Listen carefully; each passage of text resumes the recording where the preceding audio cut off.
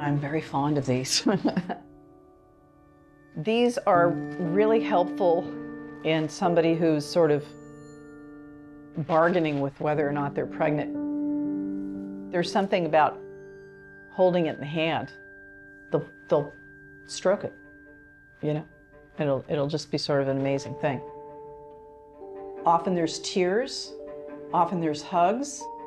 When I'm meeting someone for the first time, it's God, give me the words, give me the grace, because He's doing all the work, not me.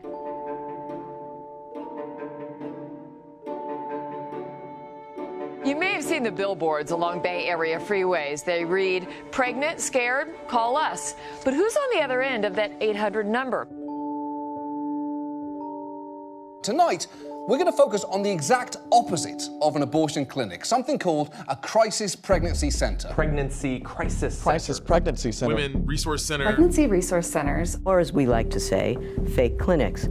Their main offers are over-the-counter pregnancy tests, non-medical ultrasounds, and goods like diapers, which are typically obtained after completing courses such as Bible studies. Beneath that, they seem to have a very different goal.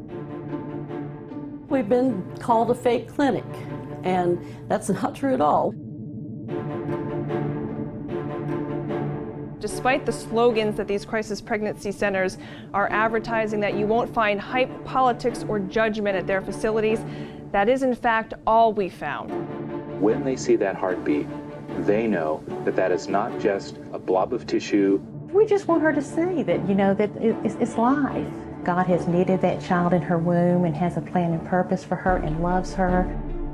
A National Pro-Choice Foundation launched an investigation into 200 California crisis pregnancy centers. They say the centers provided false medical advice, provided faulty sonograms, and manipulated her into postponing her abortion until it was too late. Women are very smart. They know who we are, they know what we do, and they choose to come to us because they know the care that we provide.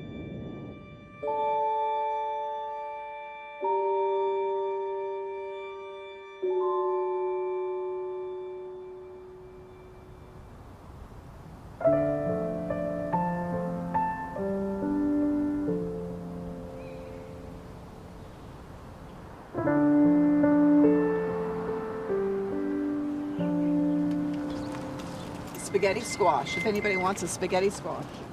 Oh, brother.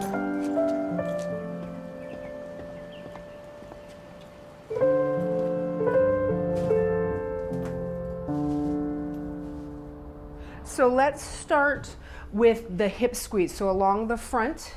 So remember, put it kind of around the baby and you, like that. I think it's been unfair to women that as soon as you turn 16, you're going on the birth control pill. And then mom, first thing you're gonna do is you can just do this. How does that feel? It's gonna help you with your periods, it's gonna help you with your skin. Well, isn't that a nice marketing ploy for these pharmaceutical companies? Sorry, I don't buy it. Women have been sold abortion on demand. They've been sold, you have to get on birth control at the age of 16. And I just don't think it's fair, and I think women deserve other options. Did you like that really long answer? I get really passionate about it. When you get home with your new baby, it will be a whole new world. You and your baby and the rest of your family that lives with you will need time to rest, heal, and learn. Stanton Healthcare, our heart and our mission is to be a leading voice in women's healthcare and wellness, and to be the go-to choice for women facing unexpected pregnancies. At Stanton Healthcare, the choice of abortion can't coexist with our deeply held belief that abortion is a grave human rights violation. Let's just pause right there. Any questions about the first feeding, that skin to skin? Typically, most women come to us after they've missed a period, and in all reality, they're already 5.5 weeks, 6 weeks pregnant. About 80% of the time, it's unplanned. So I tell them, don't do something knee-jerk that you're going to regret later. Really take the time. It's a very important decision. Those consequences are something they're going to live with for the remainder of their lives. And can we do that? We as women. make choices based on outside factors, and then we do have to live with it. There is nothing like the pain of regretting aborting your child. Nothing compares to that. And so we are building clinics that are really taking back the word or the phrase women's healthcare, that it does not have to include abortion on demand. I've never experienced this. I don't know 100% what to expect. I don't even have a clue as to what to expect. And you know, there are people in their late 20s, early 30s that it scares them. So being 19, I'm kind of like, okay, so that I'm terrified. Like, I don't know. I don't even really know who I am completely. So how am I supposed to raise this kid to know who she's supposed to be like? I don't know. That's also scary too. But we'll just see.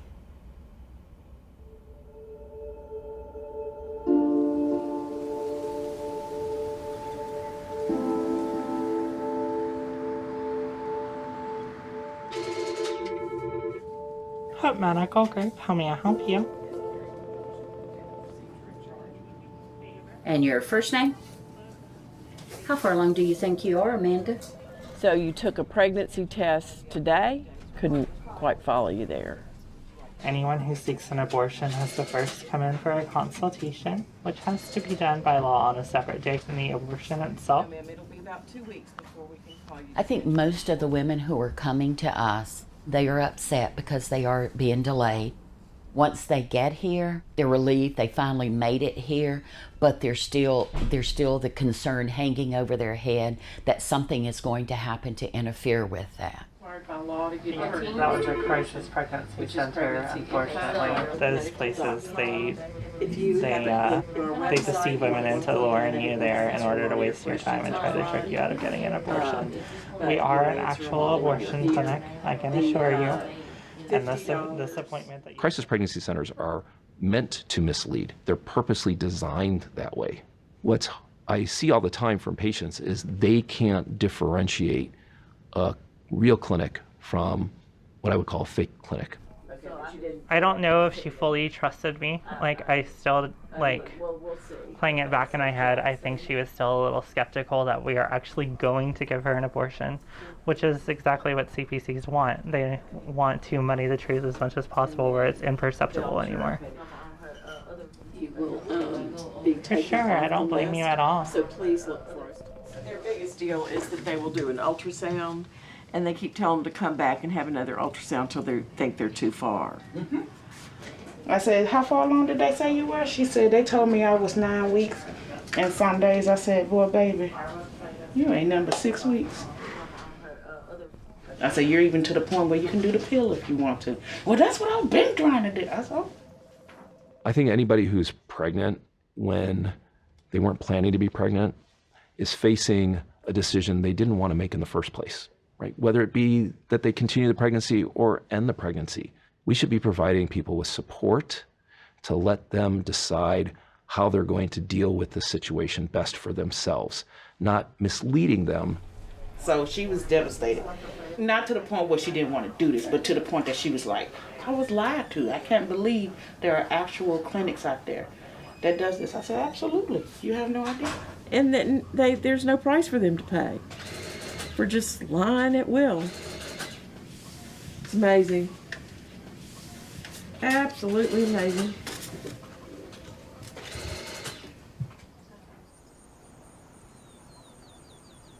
What's funny is I could have written this myself, but it's not me who wrote this. They kept forcing religion upon me and judged me for the decisions and kept asking if I believed in God. Just made me feel guilty about myself.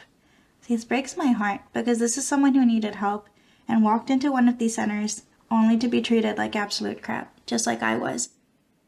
8+ years ago now, I had just moved to the United States from Pakistan, so I was a new immigrant, and I found myself pregnant. Didn't want to be, couldn't be, was not intending to carry to term. I wanted an abortion. I knew that very early on, but I didn't know how to go about it. A relative who was in med school sent me a list of places. I'm pretty sure she didn't know this at the time, and I definitely didn't know this, but the places that she sent me were crisis pregnancy centers. I don't know if I fully knew what to expect. When I walked in, they had like a whole bunch of crosses on the wall. I think there was one wall with like 30 crosses and different biblical imagery. I have no problem with religion, but I'm not Christian, I'm Muslim. It just felt a little weird to have any sort of religious imagery in what I thought was a healthcare setting. They asked me to fill out paperwork, put in a whole bunch of my information, and then it started to bug me, the things that they were telling me. Abortion can cause breast cancer and infertility, and don't tell your parents because sometimes the first pregnancy can result in a miscarriage anyway. So I think for me that was it was more like, is this just how it is in America? I don't know.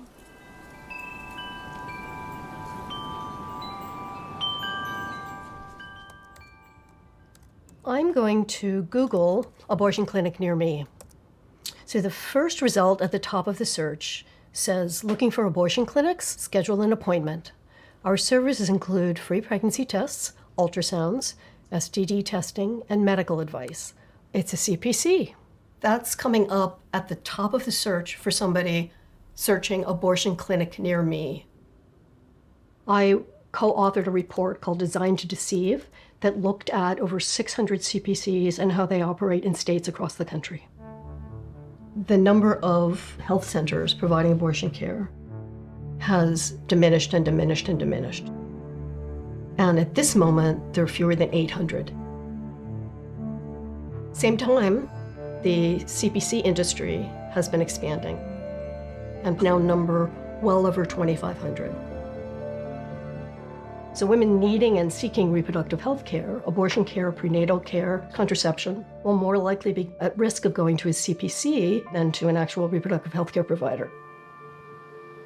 Very strategically, we locate our Stanton Healthcare clinics next to Planned Parenthood abortion clinics or other abortion facilities. This is what lots of businesses do. You know, you drive down the road, you're gonna see a McDonald's and a Burger King and an Arby's all right next to each other. There's a reason for that. There's competition, and it's also you go where the people are. The biggest draw for CPCs is that they provide things for free, right? You have free pregnancy tests and free onesies and free counseling, and it's non-biased with all of your options. And so who does that attract, right? People who need free things. They usually place them in lower income communities. They use a lot of blackwashing, so they'll have on their website a Black woman with a child or a Black family, or they'll have a website in Spanish. Many CPCs target really specific populations for this kind of coercion and this deception. For me, it was really important that our services would be accessible to women. So head is down, so that's good. Hi, sweet boy. The majority of the time, we see what some may call a woman who's abortion vulnerable. So she hasn't decided she wants an abortion 100%. She has not 100% decided she does not want one. Nice strong heartbeat. Yeah. Many CPCs conceive of themselves as ministries. We know that the ministries internally talk about the pregnancy tests and the ultrasounds really as conversational tools to begin the process of telling them what their pregnancy means based on the personal point of view of the volunteer.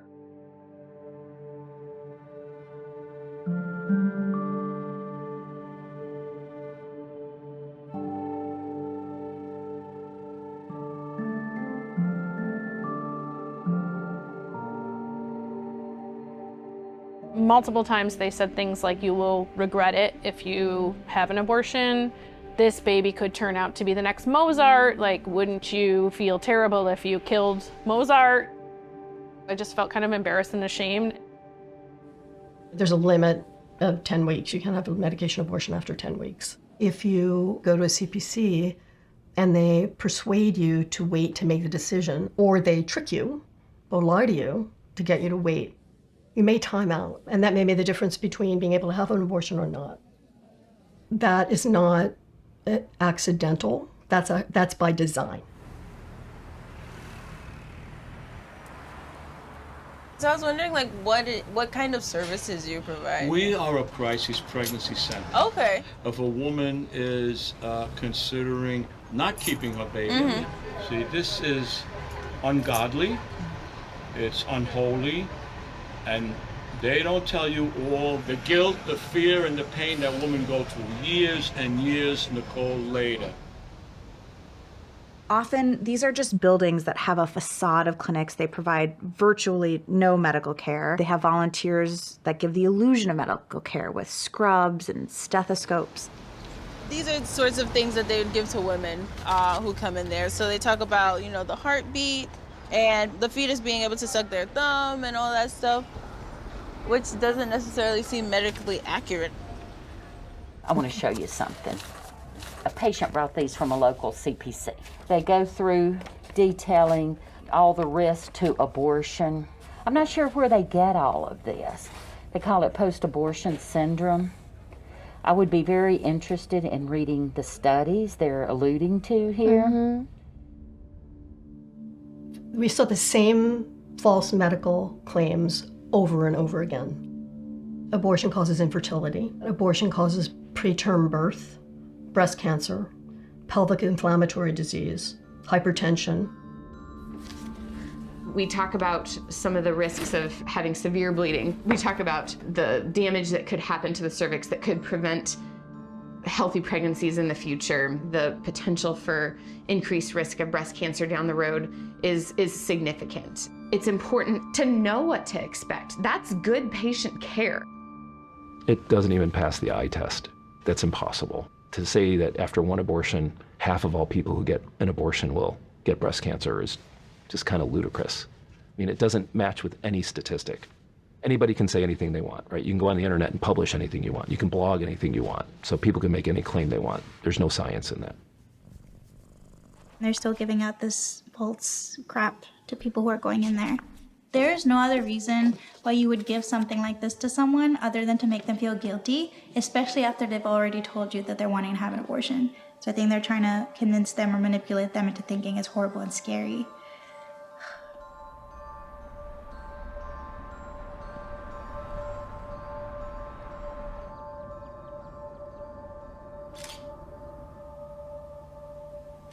Can we pull her hair back out of her face a little so you can see how she turns?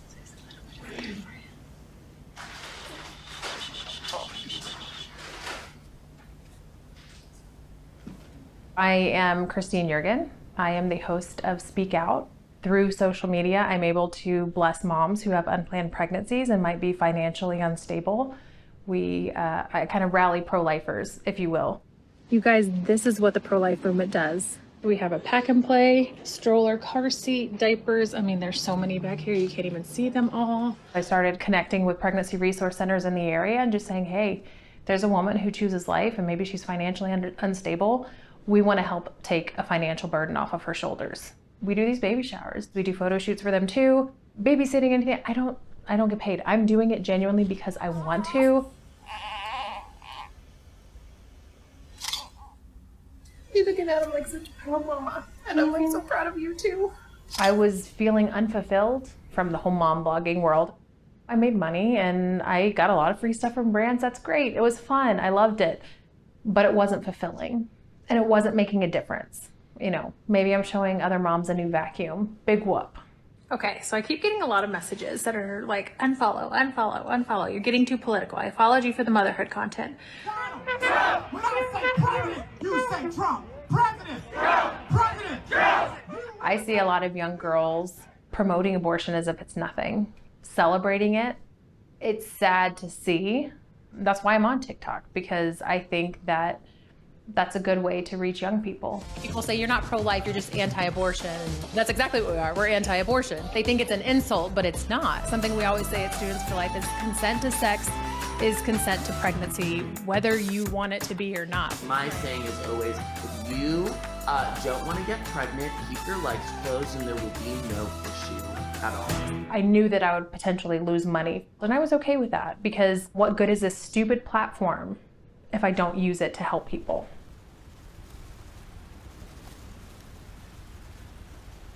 You don't want to pay to go? You know, they're having lunch at the church. Oh, so you want to go with the full stomach? Well, I mean, with an empty stomach? Yeah, and you're like, but I appreciate the offer.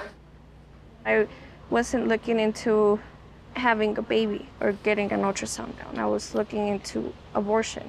I thought I couldn't afford a baby and I couldn't handle one. So I started looking into abortion clinics. Bella came across my screen, so I thought Bella was a place to have abortions.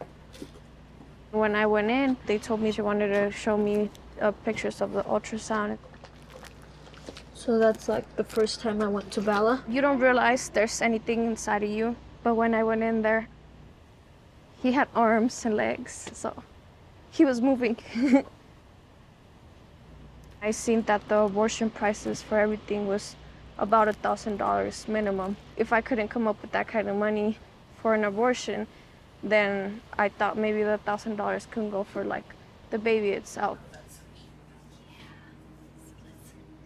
You feel like from the shower you got everything that you needed? Or? Yeah, I think so. It really helped a lot because I got a lot of things that I didn't really think I needed, and everything really did help. Baby swing's working okay? Yeah, the baby swing, he loves it. Oh, so he loves it. Bella connected me with Christine. They told me that there was a lot of resources that they can help me in, that if I was choosing not to have the baby because of money, then I needed to reconsider. Oftentimes abortion is a symptom of a bigger problem, whether it's finances or housing, schooling, daycare, an abusive partner maybe. So let's address that problem. That was kind of my idea of they're abortion minded, especially because of finances. And if that's what it is, then we've got you covered and we'll help you because that is an easy fix. I never thought that by going into this clinic and just having this one simple ultrasound, it would change my whole perspective. Oftentimes we'll hear, you know, you're forcing a woman to choose life or forcing her to be pregnant. I didn't make that decision for her. She made that decision on her own. I merely just said what I felt was on my heart. I want these moms to know that it doesn't stop when the baby gets here. I want to help beyond that.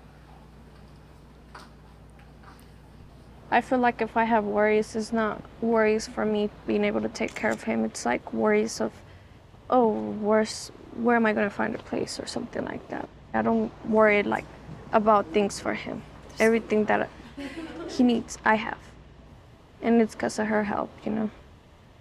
I actually wanted to ask you, I thought it was a lot to ask, but my mom said maybe you should give it a try.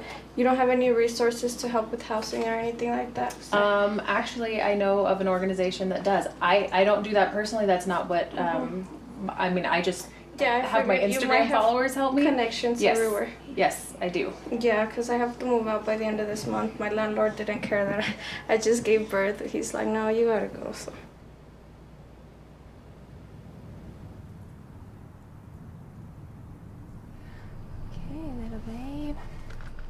Are you feeling lots of movement? Little wiggles here and there. Yeah. At night, oh man. He's Oh, strong. really? Yeah. Yeah, he can still pack a little punch. That's awesome. Because of our credentialing at Stanton, we cannot say that we offer diagnostic ultrasound. We don't have treatment for if there was a problem, or we don't offer prenatal care. Idaho, in general, you don't have to be registered to perform an ultrasound, to perform a lot of medical procedures, actually.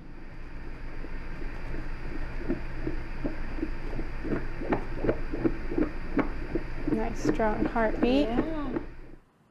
I'm 32 weeks pregnant. There was a brief window of time where they thought she might be small. It's a girl. And so I went back every week for ultrasounds.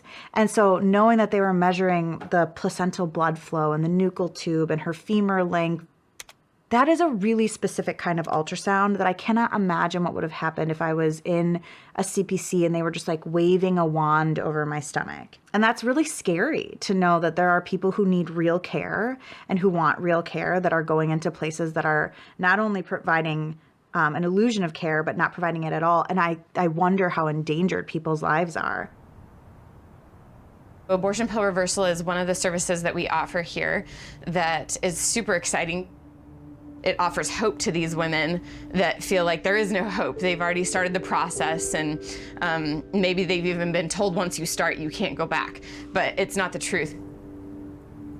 I'd actually never really heard about abortion pill reversal until the first state laws were passed, saying that women needed to be informed of this medical treatment that was available to them and that it was a proven treatment. The state of Indiana is sued over an abortion-related law passed earlier this year. This requires providers to give information about an abortion pill reversal option. The litigation calls this law unethical and unconstitutional misinformation. Medication abortion is a highly effective use of two drugs together. So the concept of abortion pill reversal is really two interventions. One is don't use the second drug that's part of the safe and effective two-drug regimen for medication abortion. The second intervention is we're going to give you high-dose progesterone. We don't know that giving the progesterone works, and we don't know the safety part of not taking the second drug. A lot of CPC websites now promote abortion pill reversal. There's no evidence that this is effective. There's no evidence that it's safe. And yet it's rapidly growing across the country. And it's a priority for the anti-abortion movement to promote. There's honestly, nothing more powerful than one story. And so they just need to find one story to say like, hey, we told you, people regret their abortions, look at this person. One of our abortion pill reversal patients actually had taken her first abortion pill right across the street with Planned Parenthood. Knew she had made a mistake, came directly to us. I mean, literally walked straight across the parking lot. It's very common for a woman to, now that they've gone into the process, all of a sudden change their mind. A doctor tried to study abortion pill reversal, but it was concluded that it was actually too dangerous to the participants.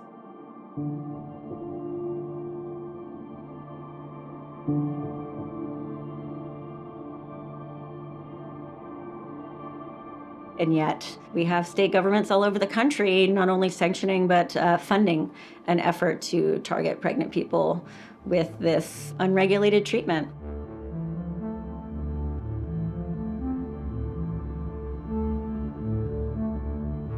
In Minnesota, they're getting grants from the Department of Health through the state to deliver services, and one of the things that they're promoting is abortion pill reversal, which means in the state of Minnesota, our Department of Health is funding these dangerous and unethical advertisements for abortion pill reversal. As we move this into law, with being forced to tell patients that there's this effective treatment when there is no proven efficacy, you're making me as a healthcare provider first lie to a patient. And secondly, we are making the public believe that women can't be trusted, that women change their mind. In fact, they must change their mind so often that we have to make this a law. So therefore, we should take this decision away from them. That is the slippery slope of this non-scientifically based law. So many are promoting what is essentially medical experimentation, but they're claiming to provide full comprehensive information about all of your options and unbiased counseling and support. I mean, that's just a straight out lie. But most are nonprofits that provide free services. So they're not governed by most state consumer protection laws or state licensing laws that would require licensed in some way in order to perform certain functions. The CPC industry has worked very hard to claim its right as religious-based movement to avoid regulation. California tried to require CPCs to disclose if they weren't licensed medical facilities, and the Supreme Court ruled that CPCs should not be subject to that kind of regulation because it would violate their right to free speech. Essentially, they're an unregulated industry. That's kind of what I'm doing all day long. It's like diapers and abortion funding. I didn't know about crisis pregnancy centers. I would go to their websites, and I remember being like, I don't know, this place seems kind of great. I was just curious. I thought maybe I would want to work there. And I looked at their job application, and not only do you have to list Have you invited Christ into your life as Savior and Lord? If yes, when?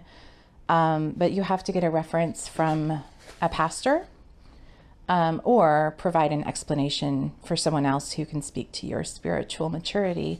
And then they ask you to sign to agree to the mission statement.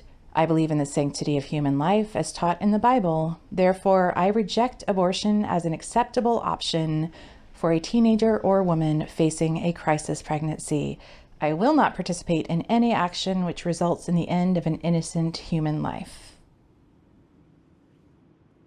Yeah, I'm wondering if we did just pro-choice Catholics, and then the next slide was you are not alone. Yeah. Is that too many words? Maybe. When I see people who are running crisis pregnancy centers who say that they do so for their faith, I feel that that faith is being weaponized. There's a huge gap in the pro-choice movement where religious organizations like Catholics for Choice can come in and say, like, we really know deeply about the Bible and we also support abortion justice. So many people think that the Catholic Church's teaching on abortion is unchanged and unchangeable. If we look at history, that is simply not true. The Catholic Church has gone back and forth over abortion many periods. It was only in the wake of Roe v. Wade when white supremacist evangelical movement leaders realized that they were no longer making advances in their anti-segregation crusade. They realized they needed to pick another issue to champion, and they had a movement call where they blatantly said that they were going to choose abortion. The Catholic bishops were very quick to join these evangelicals. All right, once more into the fray. The Basilica is organizing a vigil for life. I think there will be people going in and out of the Basilica, so it gives like a good counter narrative there. I think that the biggest challenge that Catholics for Choice faces is this myth that religious people cannot support abortion. It goes back to the fact that the anti-abortion movement really has created a successful propaganda machine. And I think crisis pregnancy centers are a great example of the extreme ends of that kind of propaganda. This is like nuts. It's so big. Okay. I think we need Layla too. The projector is going to turn on, and we're going to, as quickly as possible, run through all of our projections at once, taking as many photos as we can until we get kicked out. I've never been more excited. I think I might cry when I see it. I know. Oh my God. Oh, I love it.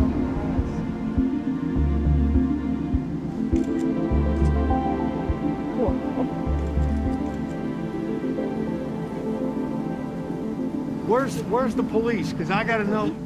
This is ridiculous. I can't stand in this spot. The answer is no. I'm not moving for you. I'm an American. This is an American sidewalk. There's no such thing as a pro-choice Catholic. I would actually totally be down to have a conversation over here if you came over here. For me to get out of the way of that camera to put filth into the air. Are you Catholics, or does anybody here think they're a Catholic? Do you think you are? What kind of Catholic are you? You're the same kind that's going to end up in hell for all eternity, brother. Don't entertain. God of justice, open the hearts of those who will march in the D.C. streets tomorrow. Help them see the toll their stigmatization has created. Give them empathy and a transformation of consciousness. Amen. Roe v. Wade has got to go, hey, hey! Roe v. Wade has got to go, hey, hey! Roe v. Wade has got to go, hey, hey!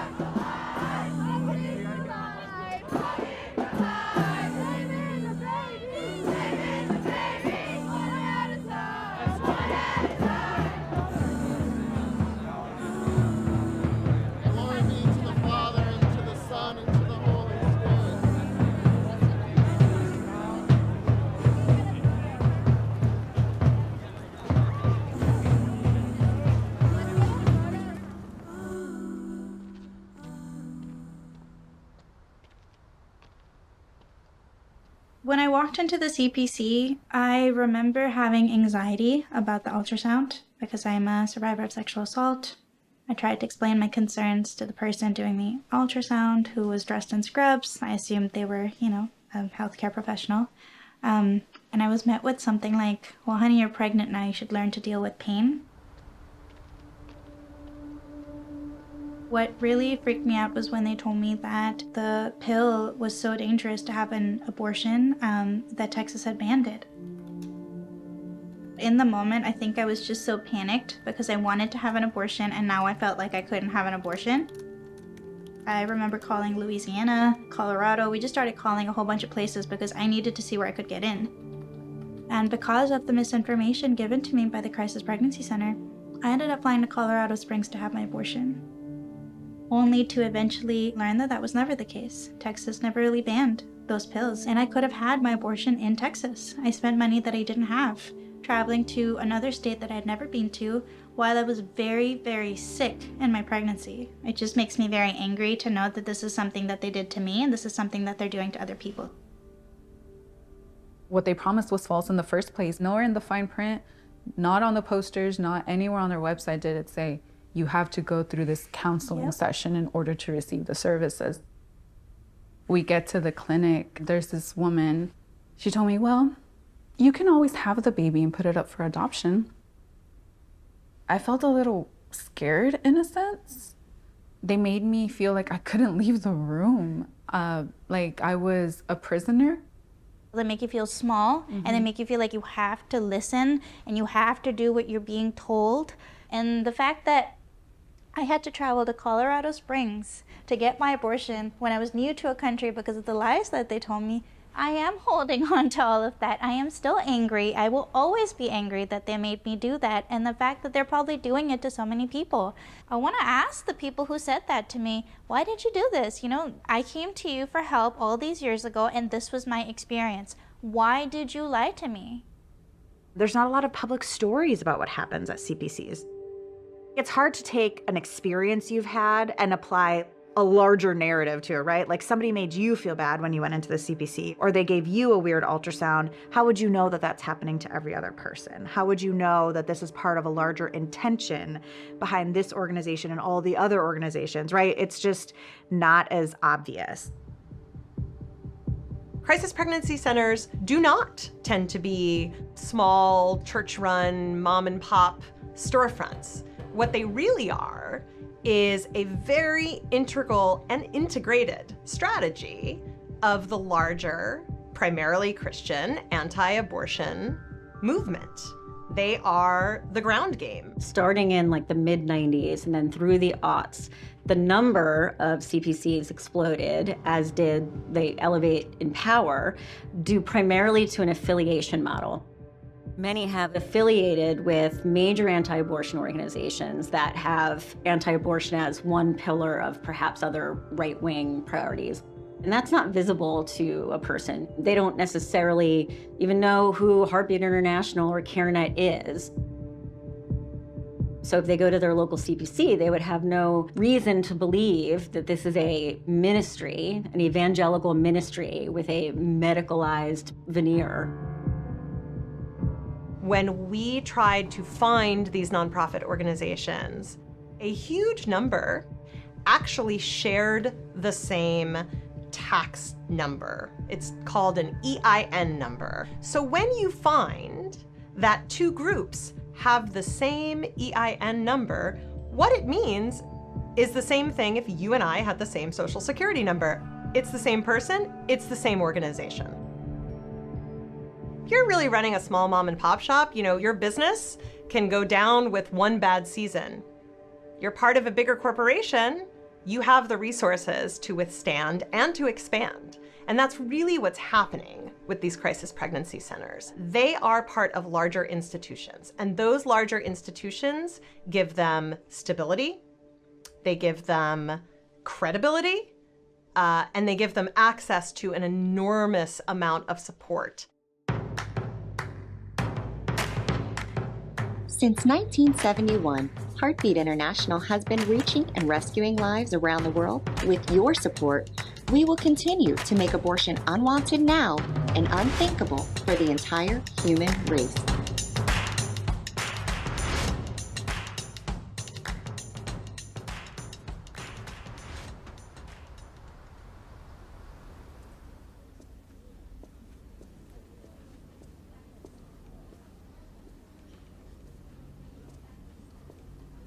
So I'm trusting if something is behind me, you're gonna, oh, this is a fun story. I can't tell you that that was my path that I planned. Being a president of a pro-life organization isn't something that they have at the job fair.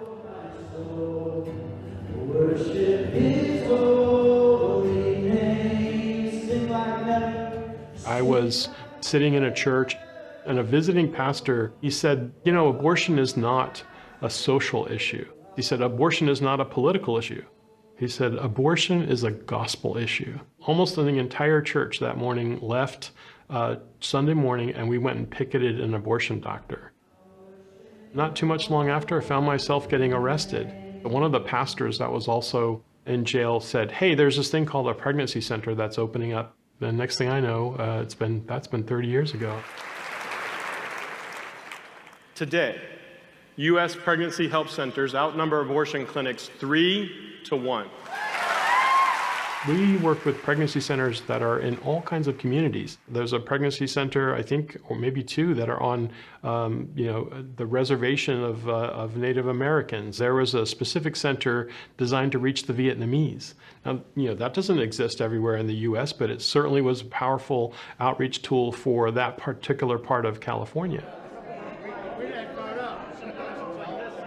We love these different networks. We love the work of Heartbeat. We go to the Heartbeat conference every year. We love uniting and working with all these different life-affirming organizations and groups. We have a very specific mission, strategy. We are very intentional of making sure that we are accessible to women and we provide them with exceptional care. Guess what women say when they call Choices Women's Clinic? How much are your abortions? When can I have my abortion? The first thing out of our mouth is not, we don't do abortions. Because why? She's going to hang up. It takes a lot of experience to tackle women who are on the phone asking for abortions. There's no reason a person that goes to a CPC is going to know that there's an affiliation at all with a major organization. They're being subject to information and talking points that have been drafted from on high and distributed to them at that level. But these are the hidden players of the movement. CPCs have played a role in mobilizing, training, and radicalizing young people to become leaders in the anti-abortion movement. The current president of Students for Life started as a CPC volunteer. The current CEO of Heartbeat International, the global anti-abortion, anti-contraception, anti-LGBTQ rights Christian nationalist group, started as a CPC volunteer. If you are in need of support and you're facing an unexpected pregnancy, we have built an ecosystem of support to love you and serve you for free. Their mission has been to prevent people from accessing abortion, to promote fundamentalist gender roles, essentially, and a fundamentalist Christian ideology. In a lot of states, CPCs do participate in kind of this abstinence-only sex education. They'll say birth control doesn't work and condoms don't really work and things that are lies. Condoms do work and birth control does work, and both are really important. And so CPCs not only proliferate those falsehoods within their own buildings, but also work within community and work with education systems to provide that false, misleading, incomprehensive information to young people. Our Heartbeat material doesn't encourage or recommend or refer for contraceptives. We would certainly find ourselves in a place where that decision remains with her and really is in consultation between her, her doctor, and her pastor. Isn't that the rub? Isn't that fascinating that these ultra-conservative Christians are against abortion and then also against contraception? I feel that highlights the way that they're actually not interested in abortion itself. Abortion to them has become a sort of scapegoat that represents what they perceive to be the spiritual degradation of society. The best place, the most successful place for children to be born are in families where there's a mother and a father, and that's how God designed it. That's the success sequence. Baby needs a father as well as a mother. The two become one. This is conception, the beginning of a new life. We get education, then we get married or find ourselves in a monogamous relationship, as they would say, then we have children. We don't get those out of order. When we have children before being in a committed relationship, those can create challenges that ultimately are really impacting the children themselves. And they have gone so far as to get us to the point where we can't even say a man is a man or a woman is a woman. Brothers and sisters, maybe the reason today that we can't say a man is a man or a woman is a woman is that for 50 years we've been saying a baby's not a baby. This must stop.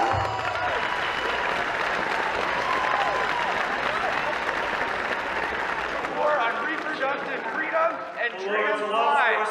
Your ideas are not welcome in this fucking city. This community supports abortion access. Protect abortion access. Protect women's lives. Abortion rights are human rights. Bodily autonomy is a human right. Protect women's rights. Do you have an understanding of how decided or undecided a woman might be at that moment that she walks through either door? Wow, you're asking me to comment on what a woman has decided? That's dangerous territory, like altogether. When they tell us that they are insistent upon getting this abortion and absolutely determined to do that, in and of itself, that doesn't mean that's really what she wants.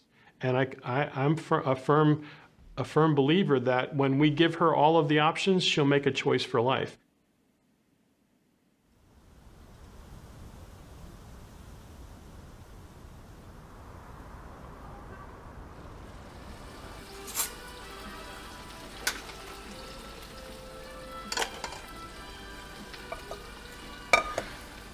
Good? That looks good. No está caliente.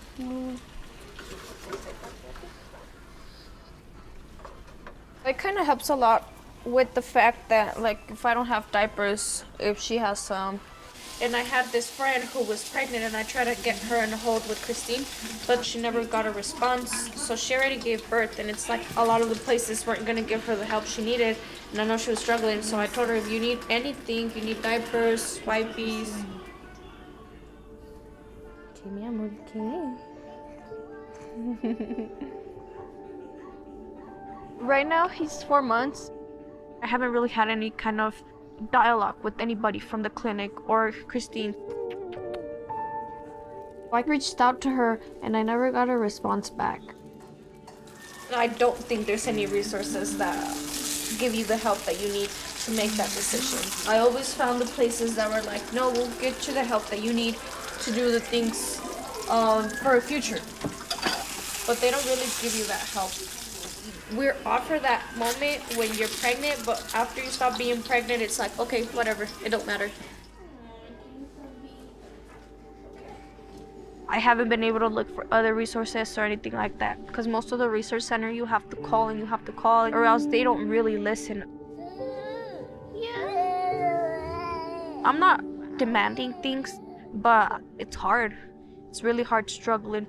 And then you still gotta worry about paying somebody to take care of your child, and paying your groceries, and paying bills, and making sure that you still got enough to put clothes on the baby.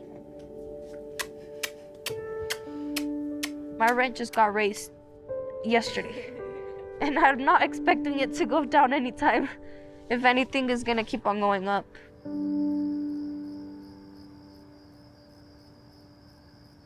It's very puzzling to me, often, that pro-life people, but really more pro-life politicians, because I'm watching what fellow legislators do. They may be against abortion, but they're not really voting for policies that lead to child or family success. But I watch people voting to, spend money on the defense budget, and I vote to spend money on the defense budget. We want to have a defense, a national defense. But to say, well, that we can spend money on, but we can't spend money for family health. Or I watch people vote to give huge tax cuts. Okay, that we can spend money on, but we can't spend money for family health. I don't have a good understanding for why we don't match these up. CPCs are accessing an enormous amount of funding from the private sector through charitable donations, from the federal government, and increasingly from state governments. Many states have alternatives to abortion programs that fund CPCs using state tax revenues and TANF dollars, which are federal dollars given to states intended to provide direct assistance to struggling families with children to pay for essential needs, including rent, food, and childcare.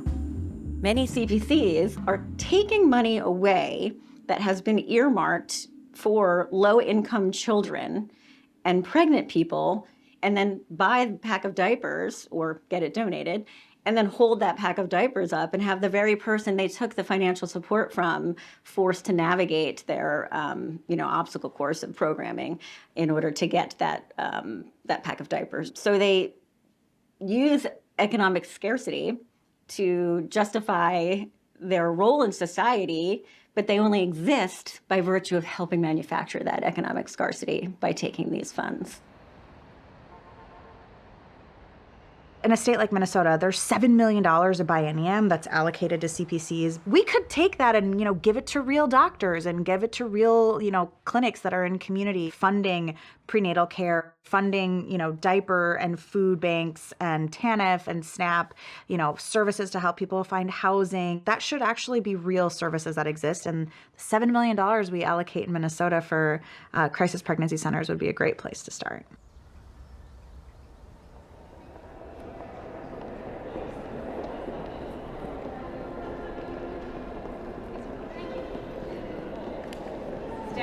Healthcare helped me in my distress relationship when I was pregnant and I didn't know what to do. I chose life, and this is what she became, this beautiful child of mine. She's very real.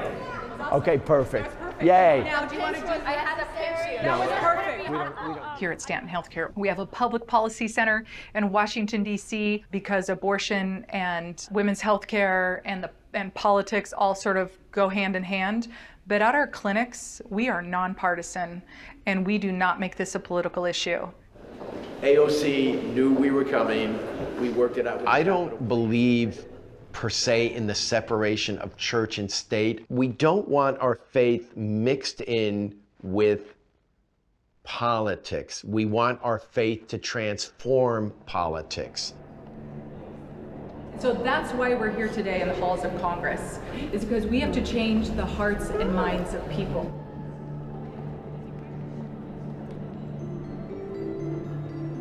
We don't hide who we are. We don't make it politically charged. Awesome. That's gonna be Seems like, well, hey, that's politics and this is personal. Well, guess what? You may not be interested in politics, but politics is interested in you. Because what we do in our political realm today affects the generations that follow after us. Brothers and sisters, this may be the last march for life we have while Roe v. Wade is the law of the land. Can you imagine that? Next year when we are here, Roe v. Wade will be on the scrap heap of history like chattel slavery and segregation.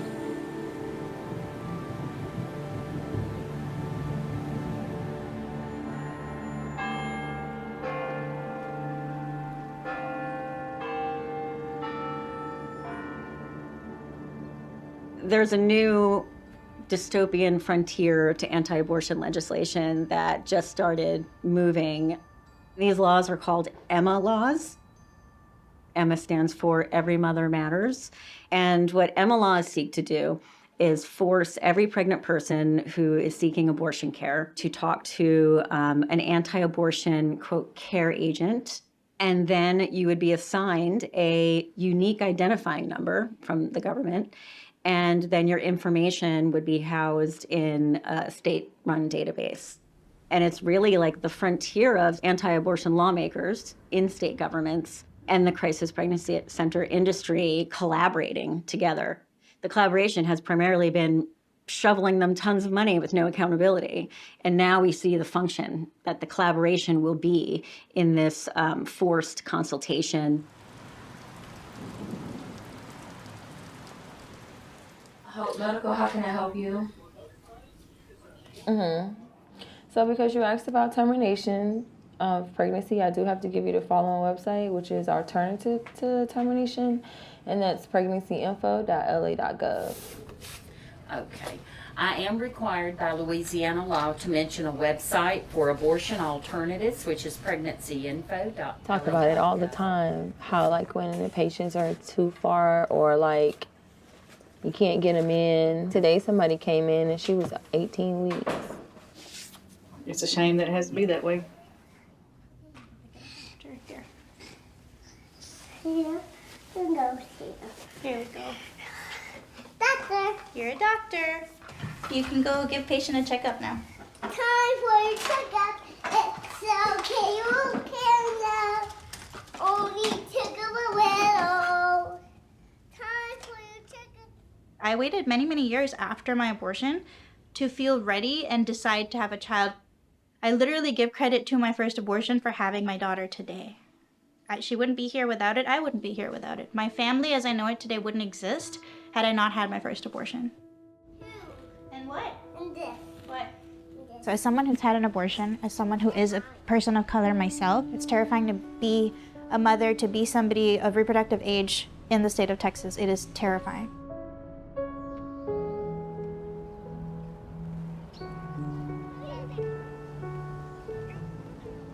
My mom once said something along the lines of, who's the fiercest animal in the animal kingdom?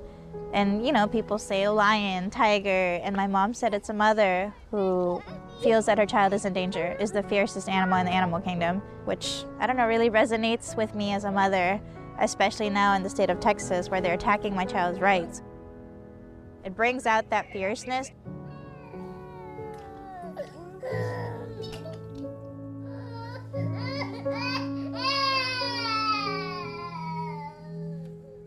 It's hard. I gotta provide and I gotta make sure that my son feels happy and he feels loved. I hope this pants fit him still. I'm gonna have to go get some other ones if they don't. Perfect. I think it's going fast. Right here. This is what he wore when he was born. He's too big. He's already trying to walk. I don't want him to grow up. I wish he would stay little like that.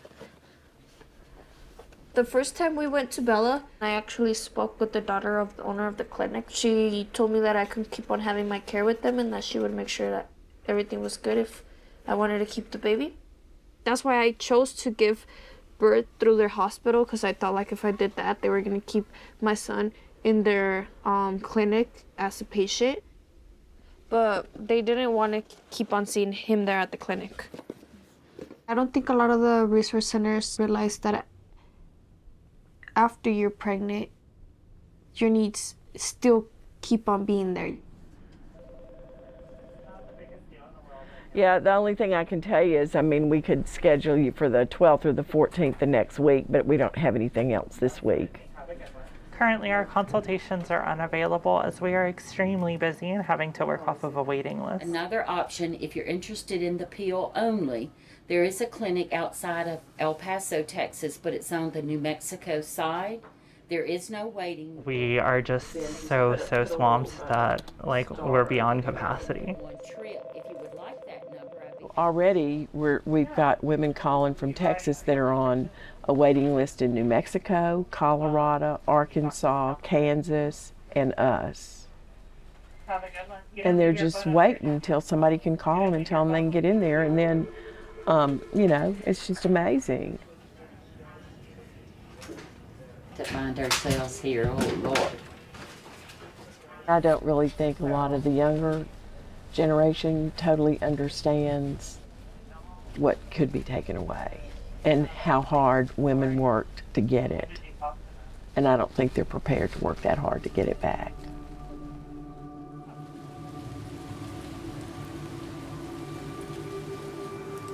I want to bring in Terry Moran, who has covered the Supreme Court for many years. Terry, bottom line, what has the court said this morning?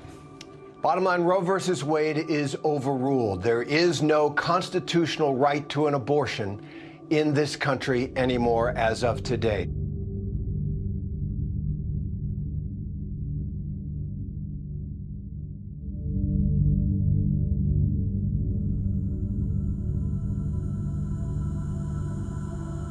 We stand in this moment at this historic decision, a decision of a single religious viewpoint overlaid on everybody else. Many of us know what's at stake. Millions will suffer, especially those on the margins. As a Black faith leader who supports reproductive dignity, freedom, and justice, because of my faith, not in spite of my faith, I declare that banning abortion is a violation of religious freedom.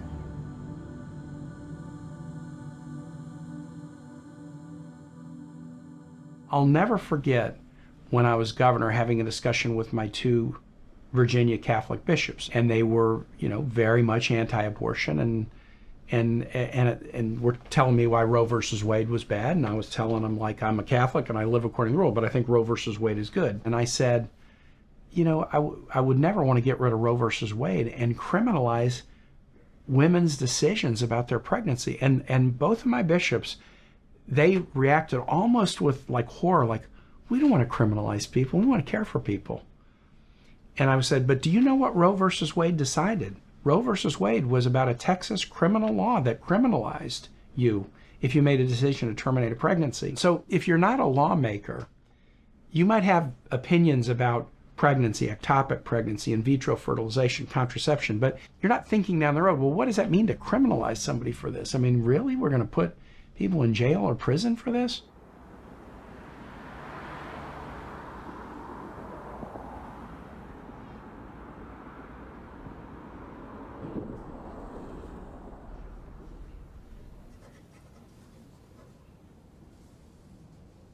This is a displayed notice of privacy acts. It's our HIPAA. We're completely HIPAA compliant. All charting is kept behind a locked door. It's posted, and on the intake that patients fill out, our HIPAA is on there as well, so they're aware of the fact that anything they have done here, any communication is completely confidential. And all of the information that they share, where is that all stored? In a paper chart, and then we have a digital format for it. And the digital format, is that what is? It's I'm not going to give you the name of it. It's through Heartbeat International, but it's a secure website of software, actually. Our vision has always been that we are better together, and Next Level helps us in a totally new way. The data that we'll be collecting actually will benefit everyone. It will be open to everyone. We will have, with Next Level, our own data mine that we can truly use to find answers to the kinds of questions that will make us even more effective. Heartbeat International has created its own centralized database with no privacy protections because they're not medical providers and the CPC is not medical providers. So no HIPAA protections, no data privacy protections for that information. HIPAA does not apply to the vast majority of pregnancy help centers, but that is not to say that confidentiality is not important. Every company, every product owner is looking to use big data to understand and answer the questions that they have, but also even surface answers to questions they don't know to ask. We gather as much information as necessary that she's willing to provide to serve her in the best possible way. We're pulling data, down to the point that I'm tracking the SIM card in your phone. So I can tell if I served you an ad, you didn't click on it, but you came to my site down the road. Isn't that scary, right? We're gonna track your conversations and serve ads, right? We do all this creepy stuff. If you're not using big data, you're missing this. Because we have the ability to say, I want this person, and then put a target on their back and follow them. Completely, all around the internet, whatever they're doing.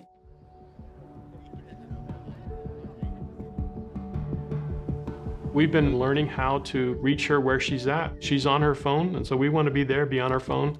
Where is she calling from? How is she reaching us? We have a next level center management solution that is built on tracking that information there. The privacy policy that we found was somewhat concerning because the range of data collected seemed to us to be very broad. For instance, they will include the name and address and email, which might sound normal to anyone, but of course they also included medical history, one's marital status, living arrangements, and income source, and one cannot always see how all of this information is relevant or even necessary. Technologies that we've all been adapting to have changed the opportunity. Heartbeat's way older than Google and Facebook, although my kids may not understand that fully. You know, we've been involved in testing of geofencing to varying degrees of success. That's a tool that's provided by Google that every local pizza place probably uses or should. We want to be listening and observing as best we can and doing our best to reach her so that she never feels forced into that decision that she doesn't really want.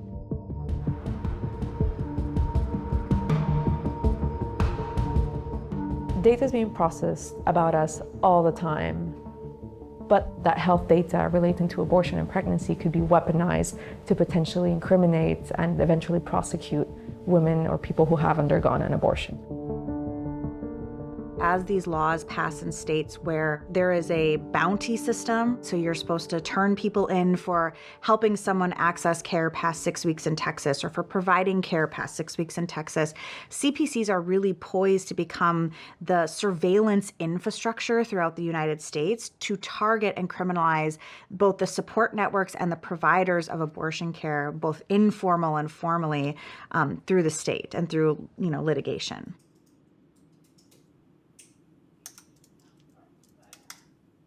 It's a disinformation, distracting tactic to try and accuse the life-affirming pregnancy center movement of wanting to incriminate or jail women who have had abortions. And that is not our intent. That is not our heart. We categorically reject any notion of doing that and would never participate in doing anything like that. Every medical institution, if they're up to par, keeps information protected, confidential patient information in secure, safe databases. And what is the database that you use and are a part of? It's a secure, medically approved database. Mm-hmm. Yeah. I don't have a name for you off the top of my head, but we have it's a firewalled, secure, confidential medical database. Mm-hmm. Because Heartbeat International's database is my understanding, We're not affiliated with theirs.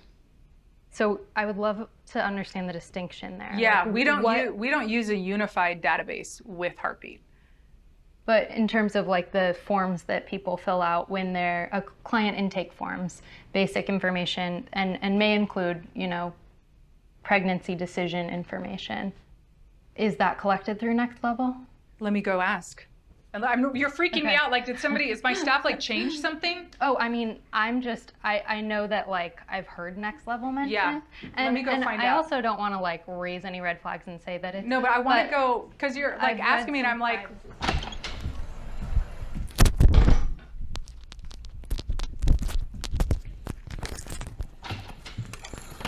So we use Cool Focus, which is our own internal thing.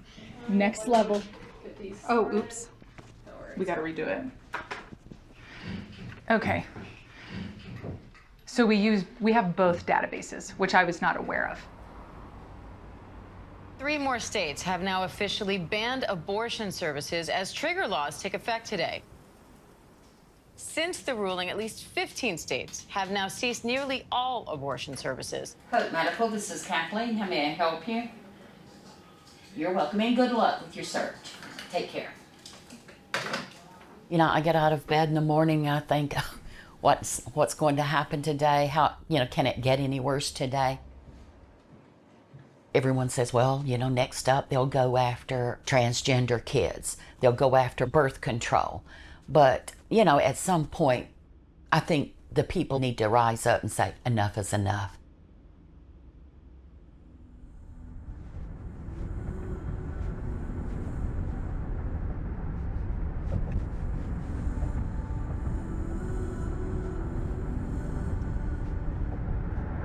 I've passed by a lot of anti-abortion centers, but I haven't been back to White Rose, actively driving back to White Rose since when I was trying to have my abortion all those years ago.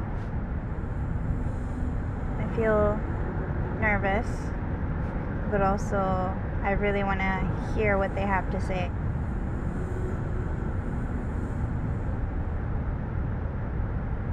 These people think that they own you or think that they own your body, and their opinion should matter when it comes to your body, your future, your decisions.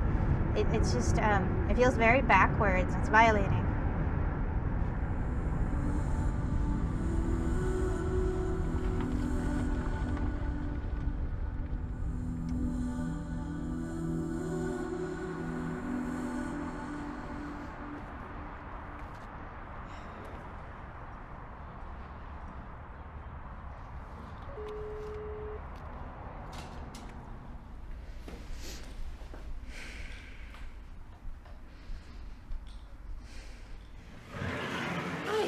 I came here a few years ago, and I was wondering if I could just talk to someone.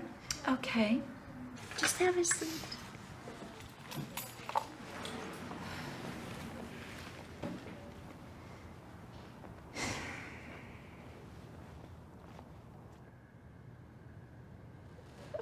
Okay, that's one thing on the list.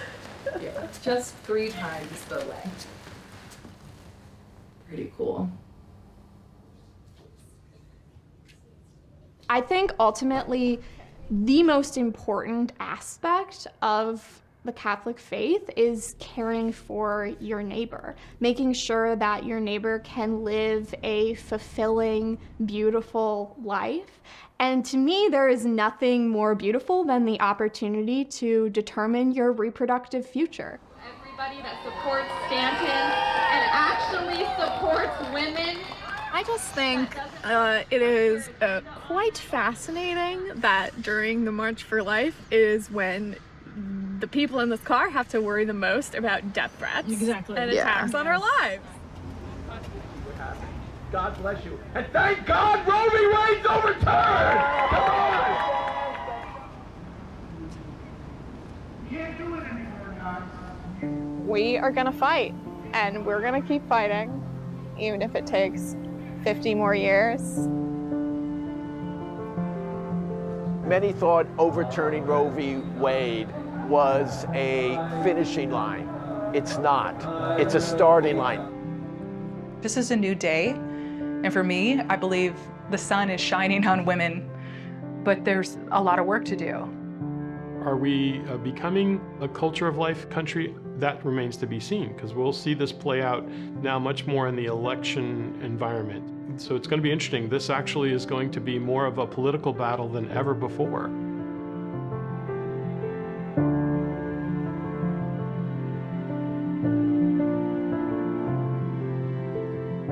I just think every woman should be loved and supported in a pregnancy, and we can all agree on that.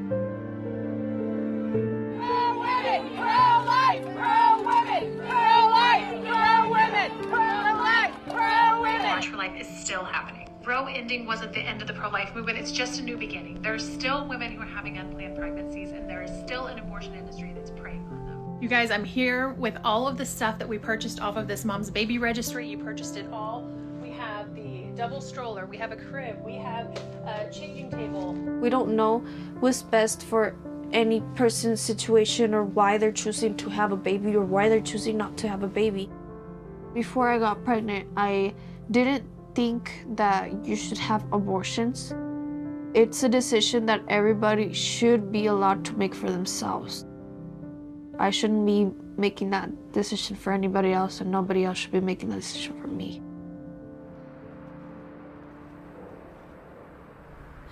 Many years ago, I found myself pregnant and I was considering an abortion. I was lied to, and I'm trying to understand what happened. Okay. So what were you told that you said was a lie? The fact that the abortion pill was so dangerous it was banned in Texas. I was told that I'd get breast cancer, and I was told that I'd never have kids again. Okay. Yeah. Okay. What I'm reading between the lines is that you're searching for closure on an abortion, and I can't help that. It's not the abortion that I'm looking for closure with. I honestly credit my abortion to be the reason I was able to have my little girl when I felt ready, and I'm very grateful. I will never be sorry for that. There you are. I know that this is something that people do a lot of redirect to, let's come back to your abortion and connect it to this is why you're feeling all these negative things. Not that you were harmed by the tactics that we use in our clinic. I was anxious and overwhelmed, but also just glad to be able to say what I had to say. Hi, Mommy. Hi, baby. As a mother, sometimes I just want to pick her up and protect her and take her to another state where it would be okay. And it's not just abortion and CPCs, it's also all the other attacks that I know are about to come our way.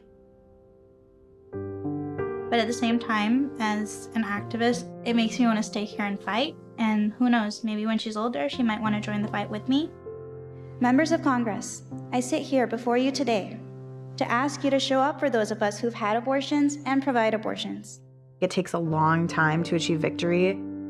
I don't know where we are in the journey, but it's just as important to continue on because the people who are there at the end, whether that's us or a totally different generation, need us to continue that work. Rights are under attack. What do we do? Stand up like that. Despair is the last act of oppression. If we don't believe that we can make things different, if we don't believe that we can't change things, then we stop trying.